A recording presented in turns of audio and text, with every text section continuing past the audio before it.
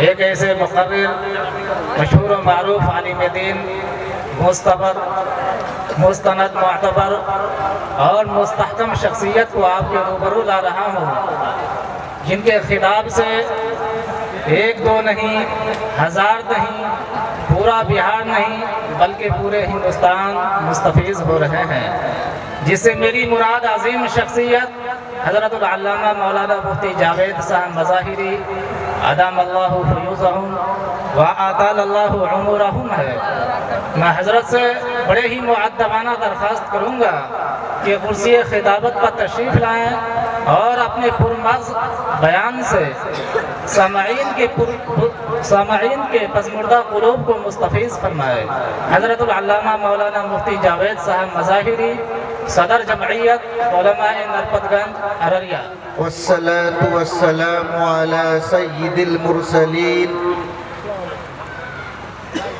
وعلى آلہ واصحابہ اجمعین، اما بعد۔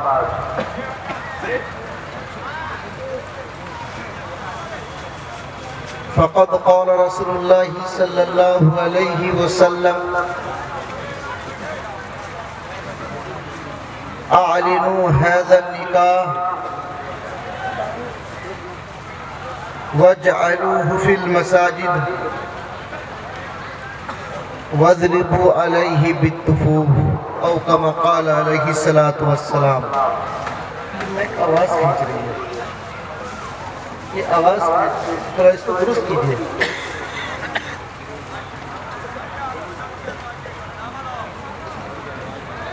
اس طرح بولنے والوں کو پریشانی ہوتی ہے، بہت کھینچ رہا آواز ہے۔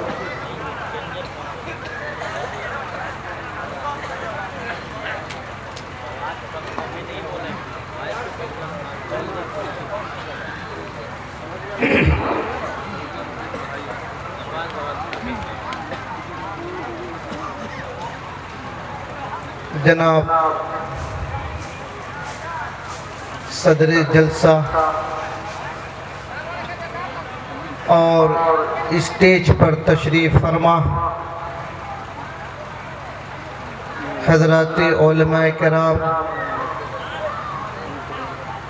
اور جناب مکھیا صابر کوثر صاحب اور نائب مکھیا جناب نعیم الدین صاحب اور اس جلسہ کی روح رواں جناب مولانا و مفتی صدام صاحب اور معزز سامعین کرام، بڑی خوشی ہوئی آپ کی دیار میں آ کر کہ آپ کے مکھیا جی، نائب مکھیا جی اور آپ کے مولانا صدام صاحب نے ایک فکر لی اپنے محلے کے لیے، اپنے سماج کے لیے، اپنی بستی کے لیے، پنچایت کے لیے۔ انہوں نے دیکھا کہ معاشرے میں کچھ گڑبڑی ہے، جو معاشرہ ہونا چاہیے تھا وہ نہیں ہے۔ فکر لاحق ہوئی ان حضرات کو اور ان کے احباب کو، انہوں نے اصلاح معاشرہ اور تعلیمی بیداری کے عنوان سے ایک پروگرام رکھا۔ دعا کریں کہ اللہ تبارک و تعالیٰ اس پروگرام کو کامیاب بنائے، اور پروگرام کی کامیابی بھیڑ سے نہیں ہوتی ہے۔ ہم ازدحام لگاتے ہیں، بھیڑ کی شکل میں جمع ہو جائیں، یہ کامیاب ہونے کی دلیل نہیں ہے، بلکہ جلسہ اس وقت کامیاب ہوگا، یہ اصلاح معاشرہ اور تعلیمی بیداری کا پروگرام اس وقت کامیاب ہوگا جب ہم یہاں بیٹھ کر پنڈال میں حضرات علماء سے سنیں اور ہر بات پر عمل کریں گے۔ اگر ہم نے عمل کر لیا یہ پروگرام کامیاب ہے، اگر عمل نہیں کیا تو یہ شب بیداری اور یہ اتنے اخراجات، آپ لوگوں کا جاگنا، لوگوں کا آنا، علماء کو مدعو کرنا، یہ سب برباد ہے۔ تو سب سے پہلے تو ہم لوگ یہ عہد لیں کہ انشاءاللہ جتنی باتیں ہوں گی اور جتنی باتیں کہی گئی ہیں انشاءاللہ ہم سب پر عمل کریں گے انشاءاللہ. سب لوگ ہاتھ پکڑ گئی ہیں انشاءاللہ عمل کریں گے ہم لوگ انشاءاللہ. اللہ تبارک و تعالی ہم سب کے ہاتھ اٹھانے کو قبول فرماوے اور ہم سب کے ارادے کو عزم مصمم کو بھی قبول فرماوے اور انشاءاللہ جو باتیں کہی جائیں گی ہم لوگ اس پر عمل کریں گے انشاءاللہ. میں ایک بات آپ حضرات کے سامنے بس 2-3 باتیں رکھوں گا ترتیب وار، پھر ان کے بعد اپنی جگہ لوں گا انشاءاللہ. پھر حضرات علماء کرام آئیں گے، ان کے بیانات ہوں گے، سب کے بیان کو سن کر جانا ہے. اگر ہم نے سب کے بیان کو نہیں سنا تو ہمارا آنا برباد ہو جائے گا. انشاءاللہ سب کے بیان کو سنیں گے ہم لوگ انشاءاللہ. اور چونکہ کل بھی آپ کا پروگرام ہونا ہے کل صبح، تو اس مجلس میں بھی ہم زیادہ تعداد میں آئیں گے انشاءاللہ. آئیں گے. ابھی معاشرے میں جو رشتے ہیں، ایک رشتہ ہے باپ بیٹے کا، ایک رشتہ ہے ماں بیٹی کا، ایک رشتہ ہے بھائی بہن کا، رشتہ ہے چچا بھتیجے کا، رشتہ ہے دادا پوتا کا، دادی پوتی کا، نانی نتنی کا، نانا ناتی کا. انیک رشتے ہیں، ہے یا نہیں؟ لیکن میں آپ حضرات کو یہ بتانا چاہتا ہوں کہ اللہ تبارک و تعالیٰ نے انسان کی تخلیق کے بعد سب سے پہلا رشتہ، کس رشتے کو اللہ نے وجود میں لایا، میں وہ بتانا چاہتا ہوں آپ حضرات کو کہ اللہ نے حضرت آدم کی تخلیق کے بعد سب سے پہلا رشتہ جو اللہ نے وجود میں لایا ہے وہ کون سا رشتہ ہے؟ آپ نے سنا ہوگا، حضرات علماء کرام سے جمعات وغیرہ میں سنتے رہتے ہیں کہ اللہ نے جنت میں حضرت آدم کی تخلیق فرمائی. حضرت آدم جنت میں ہیں. حضرت حوا کو اللہ نے جنت میں حضرت آدم کی پسلی سے پیدا فرمایا. حضرت آدم لیٹے ہوئے ہیں، حضرت حوا پیدا ہوئی. حضرت حوا کو دیکھا آدم نے، آپ کون؟ تو حضرت حوا نے کہا کہ جس خالق نے آپ کو بنایا اسی خالق نے مجھے بنایا. پھر اللہ تبارک و تعالیٰ نے دونوں کا نکاح کر دیا. کیا کر دیا؟ نکاح کر دیا. ابھی حضرت آدم علیہ السلام باپ نہیں بنے، دادا نہیں بنے، پردادا نہیں بنے، چچا نہیں بنے، بھائی نہیں بنے، پھوپھا نہیں بنے، خالو نہیں بنے. سب سے پہلے حضرت آدم علیہ السلام جس رشتے سے منسلک ہوتے ہیں وہ رشتہ شوہر کا ہے. سب سے پہلا رشتہ وہ شوہر کا ہے. ابھی حضرت حوا دادی نہیں بنی، نانی نہیں بنی، پھوفی نہیں بنی، خالہ نہیں بنی، ممانی نہیں بنی، چچیری دادی نہیں بنی، پھوفی وغیرہ نہیں بنی.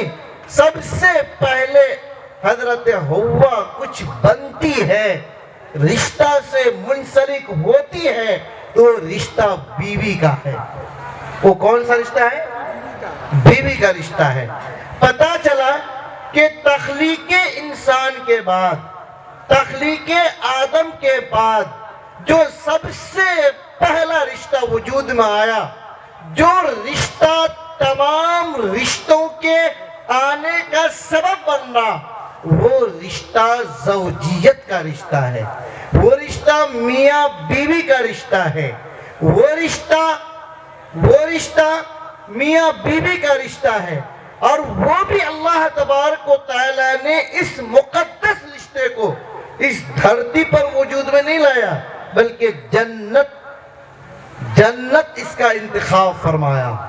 پھر جب قیامت آئے گی، جنتی جنت میں چلے جائیں گے، جہنمی جہنم میں چلے جائیں گے، تو جنت میں بھی جو رشتہ قائم رہے گا، باقی رہے گا، وہ یہی زوجیت کا رشتہ باقی رہے گا۔ ان کا آغاز جنت سے ہوا تھا اور یہ رہے گا بھی باقی جنت کے اندر۔ تو اب میرے محترم بزرگوں، دوستو، بتائیے کتنا مبارک رشتہ ہے یا نہیں؟ کتنا مقدس رشتہ ہے، جس رشتے کو وجود میں لانے کے لیے اللہ نے جنت کا انتخاب فرمایا۔ لیکن میرے محترم بزرگوں، دوستو، اس رشتے کے انعقاد سے متعلق جو ہمارا معاشرہ بچھڑا ہوا ہے، ہمارے معاشرے میں جو فساد ہے، ہمارے معاشرے میں جو کمی ہے، میرے محترم بزرگوں، دوستو، اس رشتے سے جو لڑکی بیوی بننے والی ہے، اس رشتے سے جو لڑکا شوہر بننے والا ہے، میرے محترم بزرگوں، دوستو، مجھے کہنے دیجئے، ہمارے معاشرہ کے چند حضرات نے ہماری اس جوان ہونے والی جو رشتہ ازدواج کے چوکھٹ پہ قدم رکھ چکی ہے، ان لڑکیوں کو کسی کے ساتھ بھاگنے پر مجبور کر رہے ہیں، یا ان کو خودکشی کرنے پر مجبور کر رہے ہیں، یا ان کو بھاگ جانے پر مجبور کر رہے ہیں، یا اللہ تبارک و تعالیٰ سے شکایت کرنے پر مجبور کر رہے ہیں۔ آج میرے محترم بزرگوں، دوستو، سماج کے اندر اگر کوئی لڑکی یا کوئی لڑکا غلط قدم اٹھاتا ہے تو سماج کے تمام ذمہ داران جمع ہو جاتے ہیں۔ کوئی کہتا ہے کہ ان کے آدھے چہرے پہ کالخ لگا دو اور آدھے پہ چونا لگا دو، آدھے سر کے بال کو چھیل دو اور جوتا اور چپل کے ہار اس کے گلے میں لگا کر پورے گاؤں کا تفریح کروا دو تاکہ پورے گاؤں والے دیکھ لیں۔